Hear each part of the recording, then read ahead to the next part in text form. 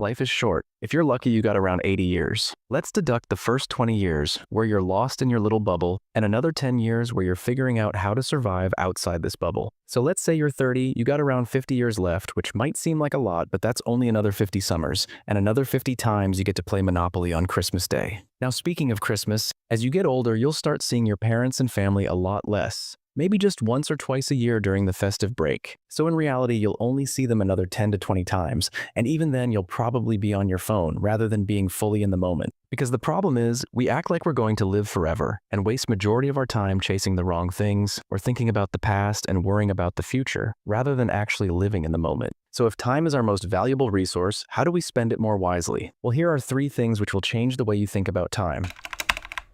Imagine yourself on your deathbed, taking your last breath. In that moment, will you think, I wish I worked extra hard in my career and had the word senior or chief in my job title? I highly doubt it. Instead, you'll probably think, I wish I spent more time with my family and friends. But by then it'll be too late. The only people who will remember your long hours is your family, not your boss or coworkers. In fact, by then they probably won't even remember your name. So learn to prioritize your time. Don't waste it on things that won't matter at the end of your life. Being busy doesn't necessarily mean you're being productive.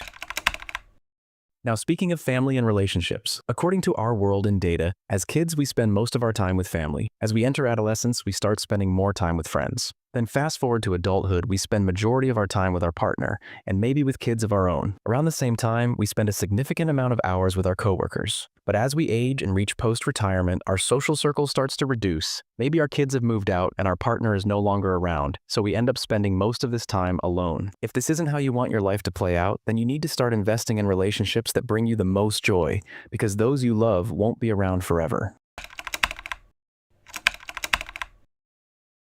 Now, spending your entire life chasing money just so you can buy a slightly bigger box is probably the easiest way to waste your life. However, if you use money wisely, it can provide the best leverage against time. For example, if something takes you 10 hours to complete, but someone can do it in half the time, or they're just better than you in that particular thing, then outsourcing these tasks would be a pretty good return on investment. Especially if your 10 hours are worth more than the cost of the service, either literally in monetary terms or in terms of peace of mind, knowing you've got an expert doing the job, rather than you taking shortcuts and hoping your house doesn't blow up at night. Similarly, when you start viewing time as a currency, you'll think twice before spending $50,000 on a flashy car, as in reality you're not paying $50K. You're giving away 1 to 3 years of your life just to pay for a fancy logo. So maybe the old saying, time is money, wasn't so wrong after all. In short, your time here is limited. You can either waste it chasing the wrong things or invest in things which make life a bit more meaningful. Ultimately, if everything is a priority, nothing is a priority. So choose wisely.